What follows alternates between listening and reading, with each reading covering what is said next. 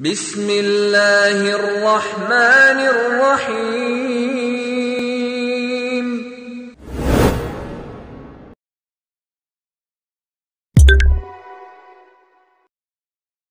نحمده ونستعينه ونستغفره ونعوذ بالله من شرور أنفسنا ومن سيئات أعمالنا. من يهده الله فلا مضل له ومن يضلل فلا هادي له. وأشهد أن لا إله إلا الله وأشهد أن محمدا عبده ورسوله. أما بعد، فأعوذ بالله من الشيطان الرجيم. بسم الله الرحمن الرحيم.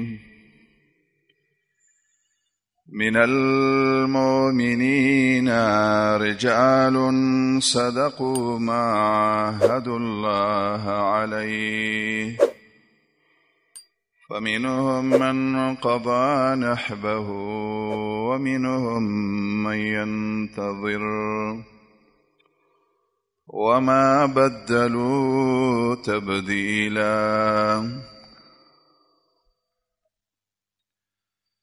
دی امت کې همیشه لپاره د الله قانون داسې دی چې په هر صدۍ کې الله یو عالم پیدا کوي چې هغه خلکو ته صحیح دین او د صحیح دین حقیقت ښکاره کړي. شیخ الاسلام ابن تیمیه احمد ابن تیمیه رحمت الله علیه د دومې او اتمې صدۍ عالمو. د په خپل ژوند کې د ټولو نه یو لویه کارنامه دا کړې ده تجدید توحید ورد عقاید شرکیه و رسوم باطله، چې دا یو ډېر لوی کار دی او د انبیا علیهم السلام کار دی. د دویمه لویه کارنامه منطق او کلام، فلسفه او ساینس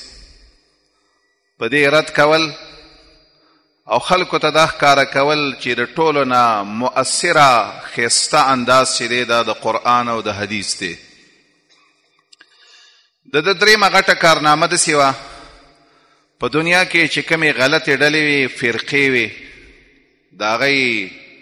د چې کوم رد کړی په د خپله زمانه کې داسې بل چا نه دی کړی. څلورم د غټ یو لوی کار هغه دا و چې علوم اسلامیه تجدید او د فکر اسلامی احیا دا د غټ کارونه. مخکې جمعه کې ما ویلي دا 904 هجري پورې د تاریخ موږ ذکر کړی. 904 هجري کې الله دله ډېر لوی عزت او مقام ورکړی. دغه وخت کې د صوفیانو د اهل تصوف د هغې به سخت رد کولو ده. یو خط کې چې دا په 904 هجري کې لیکلی دی،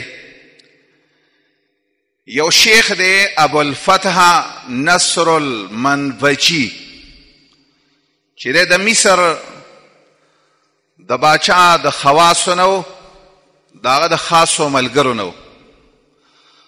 په هغه خط کې شیخ الاسلام صاحب لیکلی دی رحمه الله چې د صوفیانو رد کول یا د ابن عربي رد کول یا د طلمسانی رد کول یا د ابن سبعین رد کول د دې رد په ما باندې داسې فرض دی او زه داسې لازمه ګڼم لکه څرنګه چې د تاتاریانو خلاف جهاد کول ما لازم ګڼل. او په هغه خط کې لیکلي دي چې صوفیانو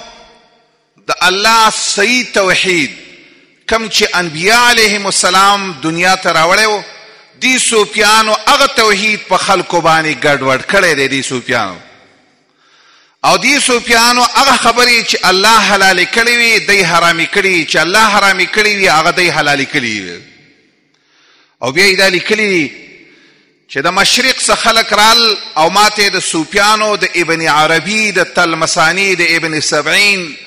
د صدر الدین قونی د دې په باره کې تپوس وکړه چې دا خلک څنګه دی. ما ورته د دې عقیدې په تفصیل سره ولیکلې چې دی داسې کفري عقیدې لري. ابن عربي بدبخته یو کتاب کې لیکلی دی، دا کتاب دی فصوص الحکم. هغه وی کله چې دا عقیده ده وی زمونږه چې دوه نشته، چې دا یو خالق دی او بل مخلوق دی، دا خبرې نشته. دا نشته چې دا یو عابد دی دا بل معبود دی. او دا خبرې لګي ضرور ذکر دي چې دا اوس زمانه کې ځنې خلک هغه صوفیاو ته په ښه نظر باندې ګوري. حال دا دی چې دا د الله او د رسول دشمنان دي. بلکې چې نن زمانه کې ته د انګریزانو د هغې کتابونه وګورې یا د انګریزانو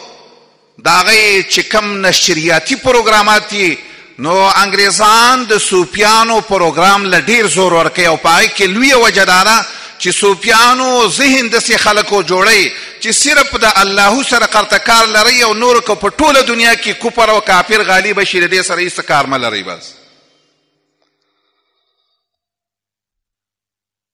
شیخ الاسلام د ابن عربي په باره کې لیکي چې دی ابن عربي وایي دوه وجوده نشته. دا یو وجود دی، خو کله چې په اعیانو کې په دې مخلوقاتو کې ښکاره کیږي نو دا کله د زید او کله د عمر او کله د شمس او کله د قمر وغیره په مختلفو اشکالو باندې ښکاره کیږي. بیا وایي ناشنا خبرې ته سوچ وکوي. ابن عربي وایي موسی علیه السلام چې کله راغی د تور نه او خپل رور هارون علیه السلام باندې چې رد کولو، په دې باندې پې رد نه کولو چې ګنې قوم یې د سخي عبادت کړی و، بلکې وی قوم یې په دې کې په حقه و. دا د صوفیانو عقیده ده چې قوم یې چې د سخي عبادت کاو دا په حقه ځکه و چې دا سخی چې دی نعوذ بالله د دوی په نزدام الله دی. نو بیا پې سوال راځي چې دا رد یې پې ولې کاو؟ وی رد یې پې داسې کاو چې زما وروره تا په دی ولې رد کاو؟ دی خو صحیح د الله یې په صحیح طریقه پېژندلی او تا ولې په دې خلکو باندې انکیر کاو؟ او صوفیان وی ابن عربي وی نعوذ بالله من ذلك. هارون علیه السلام وی د وحدت الوجود عقیده او د معرفت مقام ته نو رسېدلی، او څوک رسېدلی؟ او موسی علیه السلام ښه صحیح رسېدلی.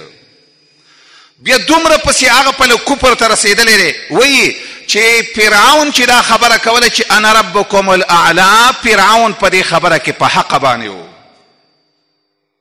ولې؟ ځکه دا د دې موجوداتو نه یو موجود و او الله وله د دنیا حکومت ورکړی و. دا ټول الله دی، ټول رب دی. خو فرعون ویل زما سره لږ زور زیات دی، نو زه ستاسو دې د وجه نه زه لږ غټ رب یم ستاسو.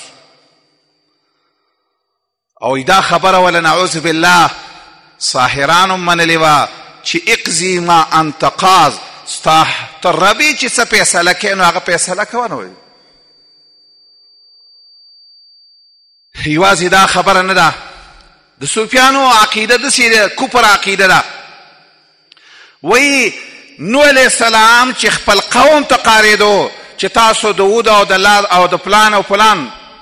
سوا او یعوق او نصر او د دې عبادت مه کوئ. وایي نوح علیه السلام په دې کې په خطا باندې او قوم یې په حق او زکا. ود او سوا او یعوق او نصر او فلان دا ټول الله و، دا ټول رب دی. زه نوم نه وایم، په دې زمانه کې یو مشهور مقرر دی، هغه وایي هغه په منبر د پاسه دا تقریر کوي خلکو ته جو لا هوا وه لا هوا جز لا هوا کل لا هوا فرقیا هوا الله هوا الله هوا داغه عقیدم د سیره کم عقیده چې د ابن عربی عقیده وا داغه عقیدم دا عقیده ده چې په عالم کې ولا موجود فی الکونین الا هو داغم دا عقیده ده چې دا ګور دې خبره ته سوچ وکي قرآن او عقیده چې دا به د قرآن او د حدیث نه زده کې دا به یو مولا د خلی او د تاویل ماویل نه زده کیږي په قرآن کې الله پاک رسې خبره کړې ده الله فرمایي ومن یقل منهم انی اله من دونه فذلك نجزيه جهنم الله فرمایي پرې خلکو کې چې چا د سی ویلي چې زه الله یم د الله نه سوا الله وایي د زه به زه جهنم کما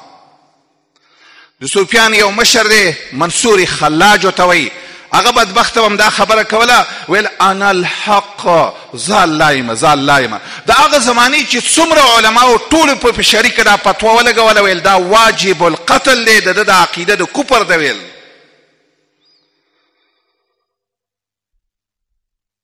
بلکې ابن عربی خپل کتاب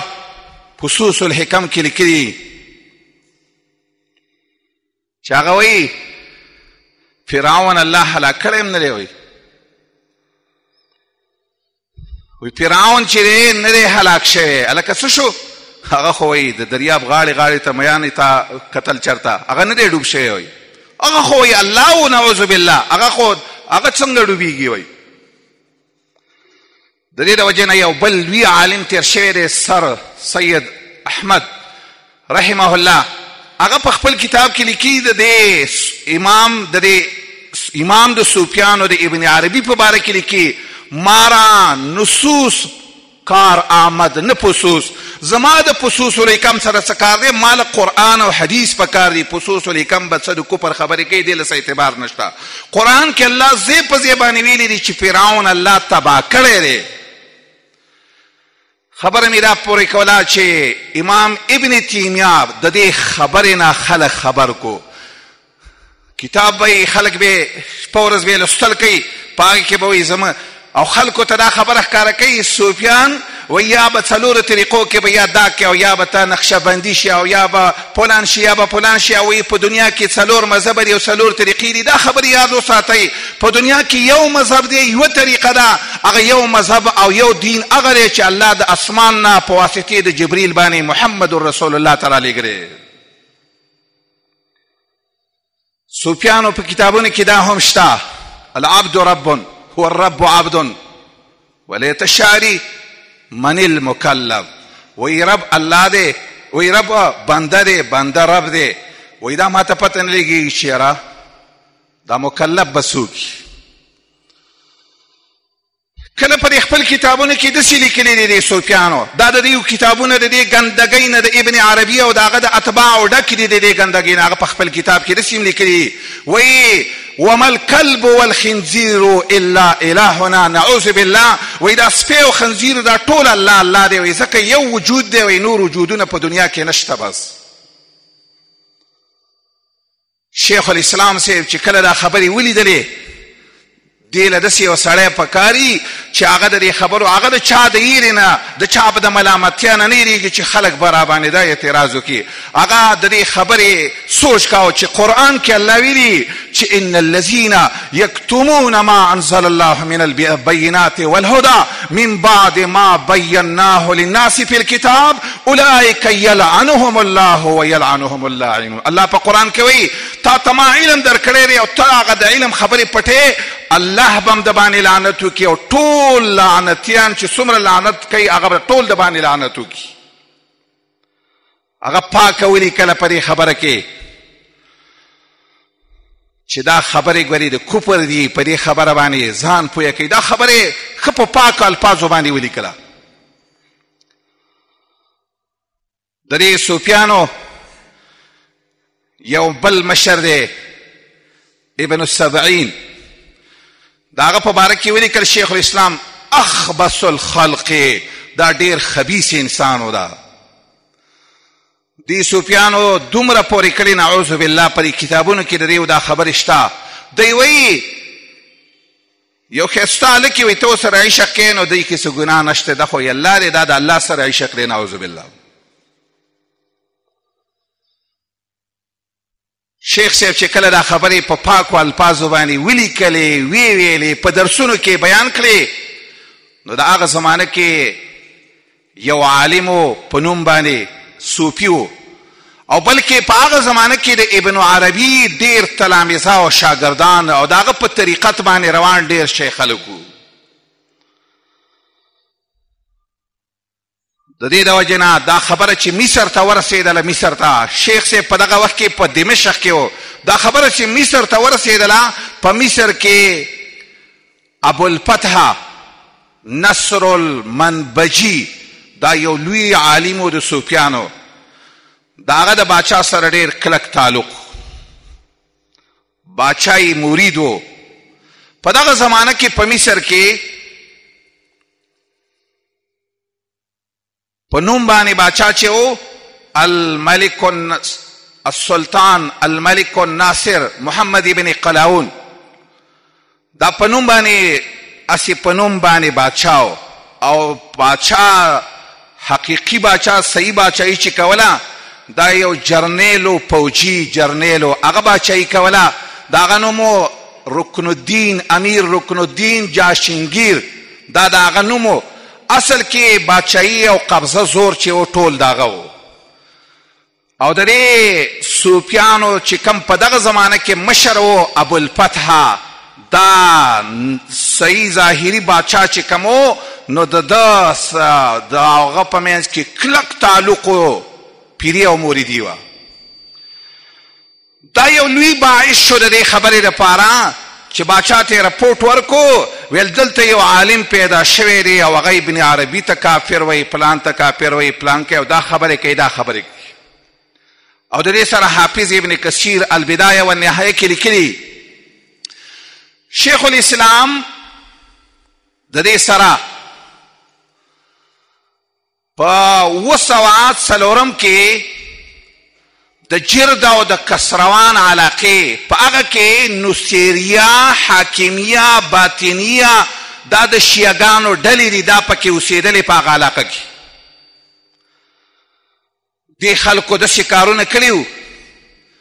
چې همیشه دپاره دوی د صلیبیانو ملګرتیا کړې لکه اوس چې شیعګان د صلیبیانو ملګرتیا کوي چرته به دا خبر یاد په ذهن کې نه راولئ چې چرته به انګریز او شیعه په خپل منځ کې خلاف شي دا خبره د ذهن نه وباسه دا د مسلمان د ختمولو لپاره به مختلفې طریقې کوي خو په دې خبره ذهن کېده وه چې همیشه دپاره شیعه او روافظو د صلیبیانو ملګرتیا کړې ده د تاتاریانو ملګرتیا چې شام ته تاتاریان راتلل اول ملګرتیا یې د شام نصیریه شیعګانو کړې وه او کله چې قبرس ته د قبرس انګریزان چې کله په شام باندې حمله کوله د ټولو نه استقبالیې ته وله مخکې دغه روافظ او دغه شیعګان او دغه نصیریه او دغه حاکمیه وله مخکې ورغلي وو شیخ الاسلام په هغه زمانه کې چې کوم باچا و هغه ته د مصر باچا ته خط ولیکل ویل دا خلک همیشه دپاره د اسلامي پوجیانو دشمني کړې ده او دې خلکو د مسلمانانو بېعزتیانې کړي د مسلمانانو کورونو باندې لوټ مار کړی دی او د دوی چې کله لاس بر شوی دی د اسلام ته فایده نه ده ورکړې او همیشه دپاره د مسلمانانو مالونه په کافرانو اسلحې په کافرانو خرڅې کړي ما ته دومره اجازت وکړه چې د دې په خلاف باندې جهاد وکړم باچاو ته اجازت وکړو او چې اجازت یې ورته وکړو په 204 کې شیخ الاسلام د خپلو ملګرو تلامذو په ملګرتیا کې او د شام چې کوم نایب السلطنت و د هغه په ملګرتیا کې د دغه خلکو په خلاف باندې داسې عجیبه غوندې حملې وکړله چې د دغه نصیریه او شیعګانو روافظو بیخکندي وکړه او شیخ الاسلام اعلان وکړو چې د دوی ونو ته مو ور واچوئ د دوی کورونه مو وسوځئ او دا یې ویلې دا د دوی حکم د بني نظیرو دی لکه محمد رسول الله چې د بني نظیرو کورونه ټول سوي وو او د هغې ټول باغونه سوي وو بنو نظیر دا یهودیانو د مدینې په خوا او شا کې اوسېدل. رسول الله چې اول راغی دی اول کې به د رسول الله صفت کا او چې رسول الله راغی دی اول خلاف شروع. نبی علیہ الصلوۃ والسلام یو ځل په حمله وکړه. قرآن کریم دا قصه ذکر کوي ډیره عجیبه قصه را او د دې د وجه نه چې کله رسول الله په حمله وکړه او د هغې ارسو ته یې اور راچاو په دې باندې کافرانو ویل مسلمانان داسې ظلمونه کوي د خلکو ونې سوځي او د خلکو کورونه سوځي. د هغې په باره کې حسان ابن ثابت شاعر د رسول الله ښایسته اشعار ویلي وو وهان علی صرات بني لوی حریق بالبویرة مستطیر هم اوتوا الکتاب فضیعوها. دا شعرونه ویل او د دې سره دا مقصد کاره کو چې دې ظالمانو د الله او د رسول دشمني کړې وه ځکه یې وله دا کورونه داسې وسول. شیخ الاسلام د جرد او د کسروان نصیریه او روافظو په باره کې دا فتوا ورکړه چې د دوی ونې هم ټول د دوی باغونه هم ټول ختم کوي. حافظ ابن کثیر البدایه والنهایه کې لیکلي چې د دې خبرې د وجې نه د شیخ الاسلام دومره رفعت شو چې خلکو ټولو د قدر چې دا په نوم باندې اگر چې عالم دی خو دا خو یو جنگي کمانډر دی خلکو ته حیران شو. خو د دې د وجې نه دا یو طریقه ده چې کله د چا شان چوتیږي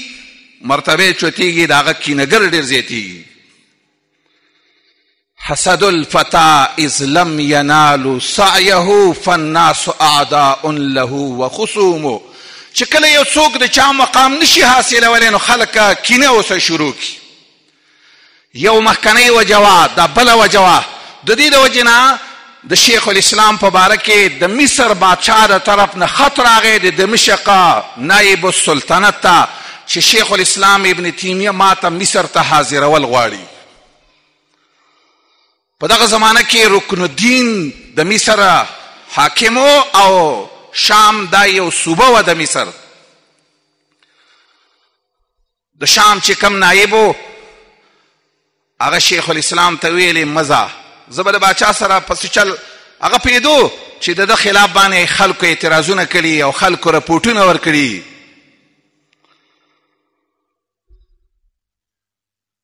شیخ صاحب ورته ویل نه زه زه د چا د هر چا سره مخامخ خبرې کوم. داسې الله وله یو غیرت ورکړی و داسې یو جذبه وله الله ورکړې وه چې هغه نه د باچاهانو خیل ساتو نه یې د حاکمانو نه یې د چا چې بلکې به د ټولې دنیا علما را جمع شي او زما سره خبره وکړي چې ما کومه خبره د قرآن او سنت خلاف خبره کوي.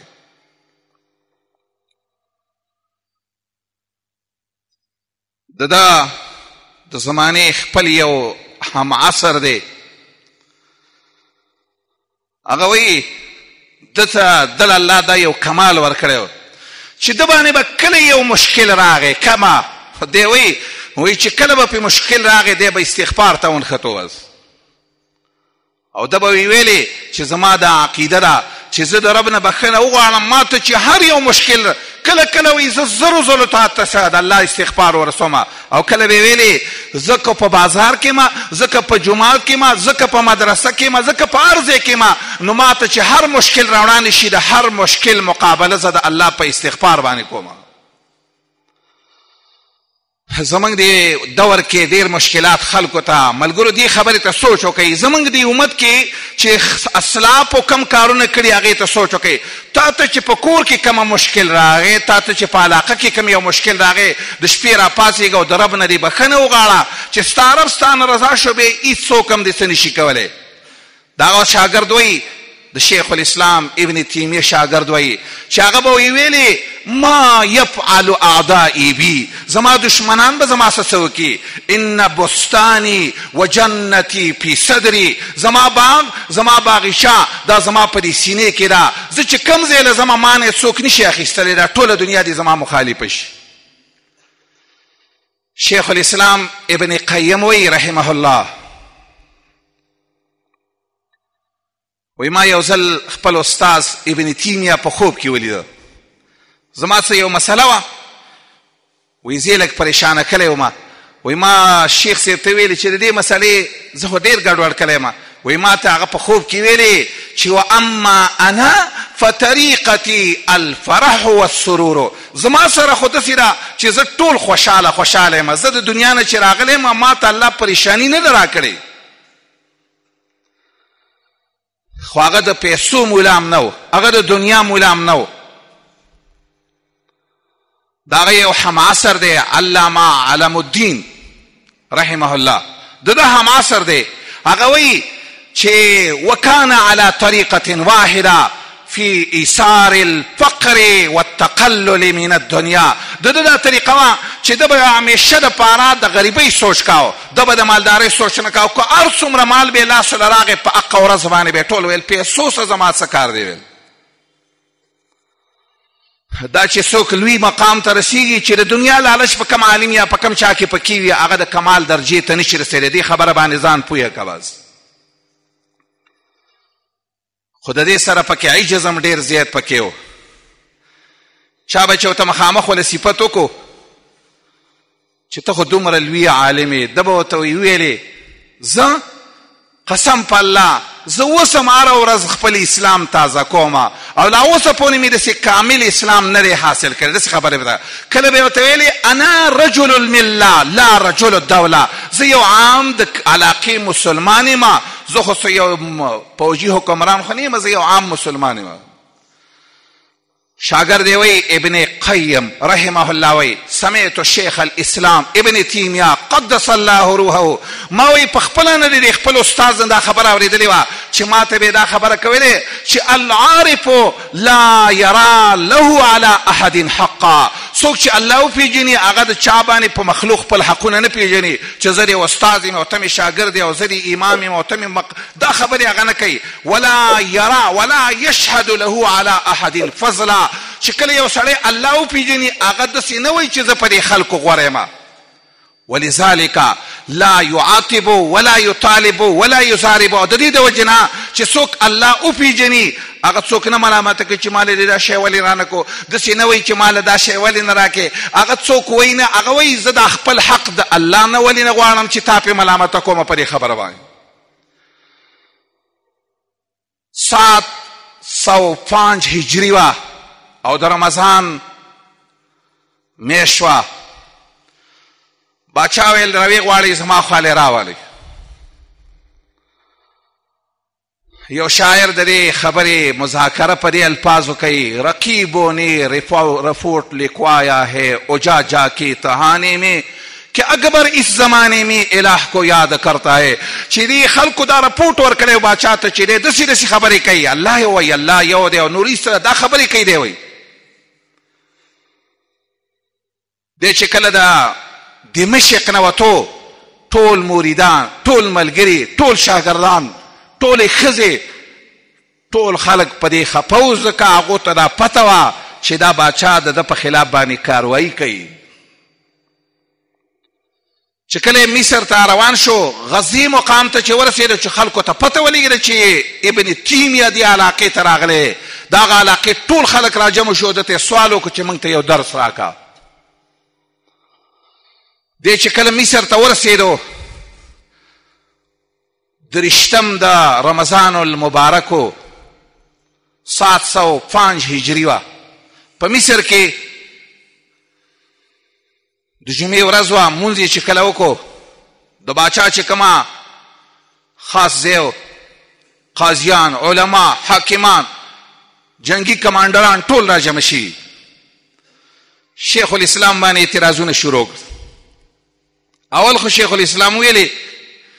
مال اول داسې مقرره کوي چې زه خو بیان وکړم که ویل نه دا اجازت ته نشته، زمونږ په تا اعتراضونه دي. اول اعتراض یې دا و چې ته وایې چې الله د عرش د پاسه دی، ته وایې چې دا قرآن د الله خبرې دي، ته دا وایې چې په دنیا کې سوا د محمد رسول الله نه په دې امت کې لایق د تابعداري. دا خبرې اعتراضونه مختلف اعتراضونه. ته وایې چې مدد د الله نه سوا د هېڅ چا نه نشي غوښتلی، ته داسې وایې چې محمد رسول الله صلی الله علیه وسلم هم د هغه نه مدد نشي غوښتلی، ته داسې دا خبرې اعتراضونه یې پې ټول وکړه. شیخ الاسلام ابن تیمیه رحمه الله هغه چې ویل دا اعتراضونه دي، ویل غوږ کېده ویل الحمدلله خطبې شروع کړه. په هغه ځای کې مخالفین چې وو هغه یې ورته ویل ته خو څه تقریر له موږ نه راوستې، خو دې سړي کې یو کار پکې و، غیرت پکې ډېر زیات پکې و ډېر زیات، د چا نه به یې د سره سترګه نه سوځېدله. نو ده یې ورته ویلې ښه چې زه تاسو دلته فیصلې لراوستې ما حاکم به څوک وي فیصله به څوک کوي هغه ځای کې یو قاضي و ابن مخلوب په نامه باندې هغه ویل زه به قاضي ما شیخ صاحب ورته وایي ته خو زما مد مقابل یې ته به څنګه په ما باندې فیصله کوې حاکم راوله چې زه خبره ستا سره وکړم خدای د باچا قاضي و نو هغه چې غصه کې راغی د ده په باره کې فیصله وکړه ویل دا جیل ته واچوئ کله چې فرعون د موسی علیه السلام مقابله نشو کولی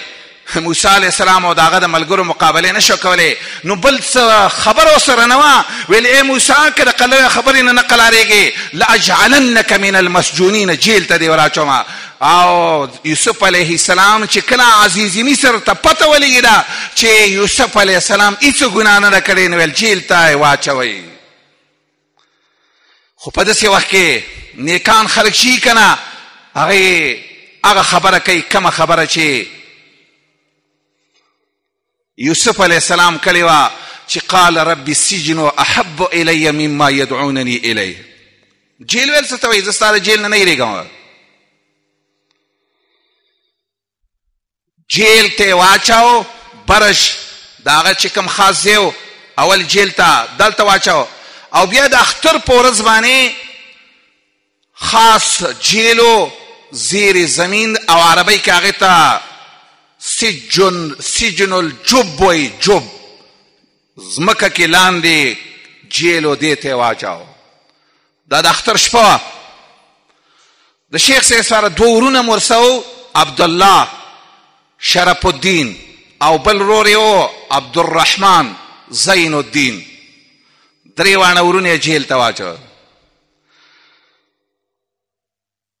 دغه ځای کې چې کوم د شیخ صاحب بل یو مخالف و هغه هم په دغه وخت کې دې خبرې له زور ورکړو چې دا ټول د ده د لاسه دا فسادونه جوړیږي او دا همیشه لپاره جیل ته واچوئ شیخ صاحب چې څنګه جیل ته ننوتو اول خې جیلیان راغونډ کړه او ویل یې جیلیانو الله یادوئ تماشې مه کوئ لوبې مه کوئ دی جیل کې به خلکو وایي ټوله ورځ تماشې او لوبې کولې ویل چې وخت په وخت تېرو وی شیخ صاحب ورته ویل چې د الله نه ویرېږئ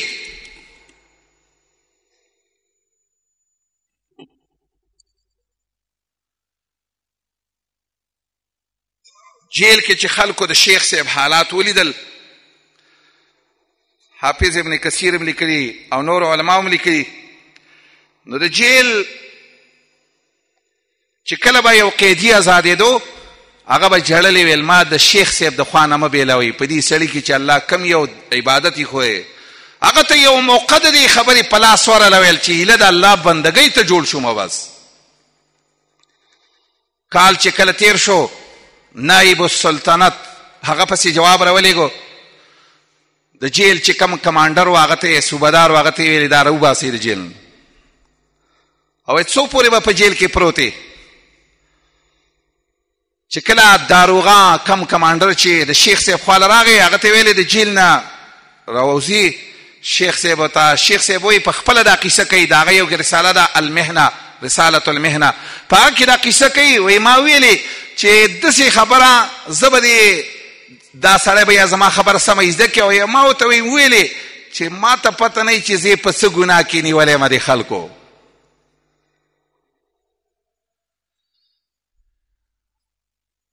دا ظلم چې دی دا د فرعون د زمانې نه دا د تاتاریانو د زمانې نه چې د چا د ګناه پته هم نه لګېږي خو بس قرطبي نیسه بس جیل کې یو کس و ویل ته په څه کې نیولی ویل موږ ته پته نشته چې په څه کې نیولی ویل دا هتکړۍ دې هسې په لاس کې پرتې دي ما ویل د یوسف علیه السلام په لاس کې هتکړۍ ولې پرتې وي دا خبر یاد ساته چې په څه ګناه ته یو څوک نیسي دا یو ځل د الله مخې له به هر یو ظالم ورځي او الله ته به د دې خبرې جواب ورکوي چې په څه ګناه باندې ته مظلوم په یو ګناه اولې ګناه ثابته که بیا وروسته وله سزا ورکه شیخ الاسلام ابن تیمیه ویلی چې دې سړي ته پوره خبره ځکه نشم کولی چې دا به یا زما خبره پوره ویسي او که نه خو صرف دومره خبره یې ورته وکړه سړی بیرته لاړ د ځان سره یو لوی حاکم وقت علاء الدین الطبرسي دا یې د ځان سره اوس خط یې ورته راښکاره کړ ویل تا خو دا غلطۍ نه کړي ته خو دا خبره کې دا خبره شیخ الاسلام ورته وایي دا ټول هم په ما پسې دروغ لیکلي دا ما په کوم ځای کې کړي دا کار چې کله دا خبره ښکاره شوله او هغه سړی دا سوچو چې دی به زما د حاکمیت لحاظ وکړي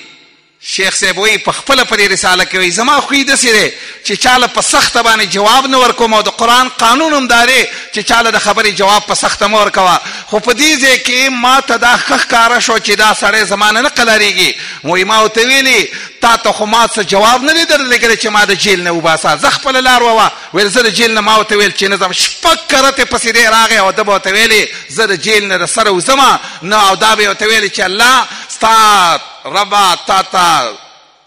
زما سوال دی چې ما ته دا جیل د دیو د خبرو نه خوښ دی چې دی را کمې خبرې کوي هغوی به ورته دا ویلې چې دا د حق خبرې به نورې نه کوي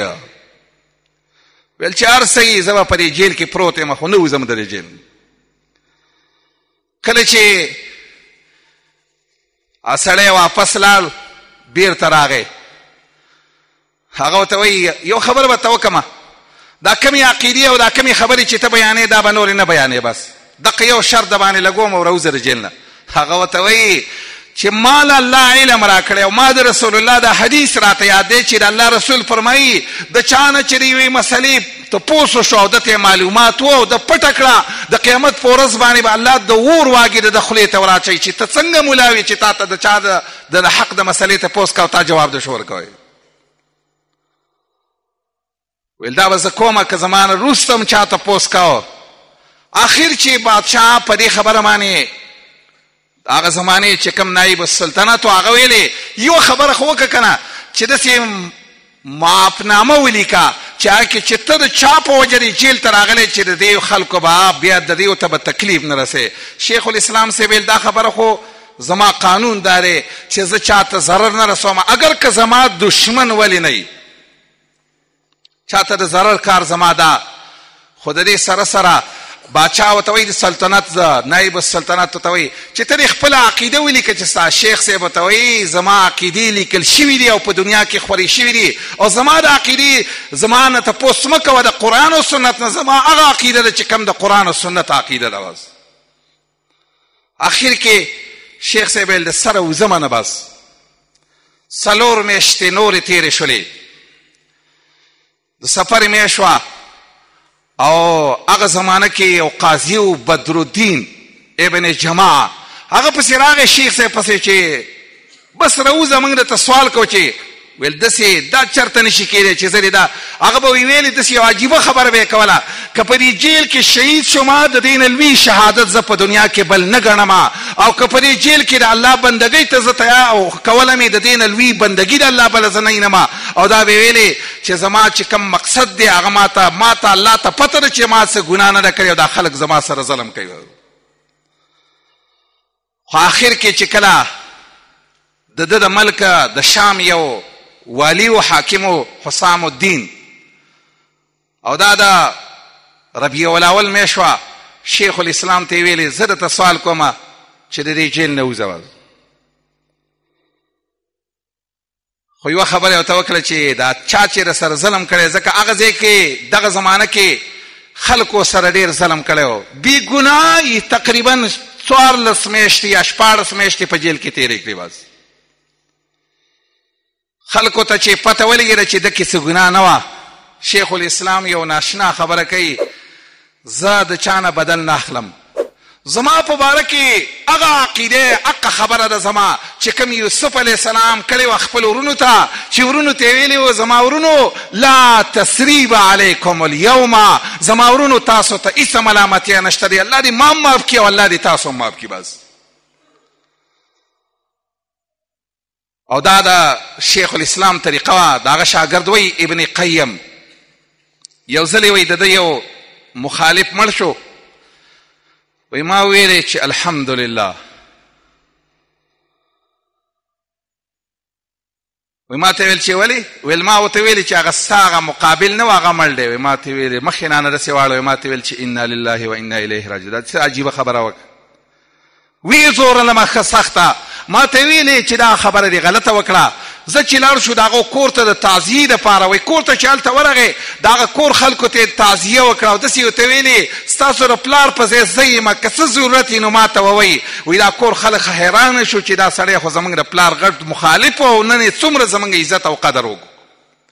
او دا خبره یاد ساته دا د رسول الله سنت دی د چا په باره کې د بدل سوچ مه کوه د چا په باره کې د کنځلو جواب په کنځلو مه ورکوه د چا په باره کې د بد اخلاقۍ جواب په بد اخلاقۍ باندې مه ورکوه محمد رسول الله فرمایي چې کله د باندې ماښام او سهار راشي دا خپل ذهن دی د خلکو د دشمنۍ نه خالي کا او بیا ورته وایي دا زما سنت دی او زما په دې سنتو چې څوک عمل کوي هغه به زما سره په جنت کې یو ځای ملګری 6 میاشتې شیخ الاسلام درس ورکاو په دمشق کې په مصر کې